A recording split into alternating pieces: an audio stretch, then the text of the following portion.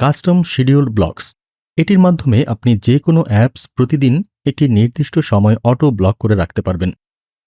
যেমন ধরুন, প্রতিদিন সন্ধ্যা 6টা থেকে রাত 11টা পর্যন্ত যখন সন্তানের পড়ার টাইম, তখন আপনি ইউটিউব, গেমস ইত্যাদি অ্যাপসগুলো ব্লক করে রাখতে পারবেন।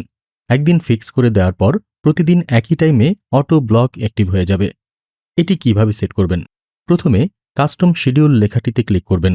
এরপর শিডিউলের একটি নাম দিবেন, যেমন স্টাডি। এরপর সিলেক্ট অ্যাপস টু ব্লক বাটনে ক্লিক করলে আপনাকে আপনার ডিভাইসের ইনস্টলড অ্যাপ লিস্ট দেখাবে। সেখান থেকে যেই অ্যাপসগুলো ব্লক রাখতে চান সেগুলো সিলেক্ট করবেন। অতঃপর ওকে বাটনে ক্লিক করবেন। তারপর সময় নির্ধারণ করে দিবেন যে প্রতিদিন কোন টাইম থেকে কোন টাইমে আপনি অ্যাপসগুলো ব্লক রাখতে চান।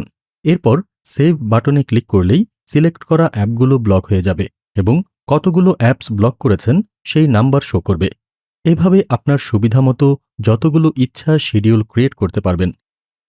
যদি ব্লক ঠিকমতো কাজ না করে তাহলে নিচের রিগ্র্যান্ট পারমিশন বাটনে ক্লিক করে দেখে নেবেন যে সবগুলো পারমিশন ঠিকভাবে দেওয়া হয়েছে কিনা।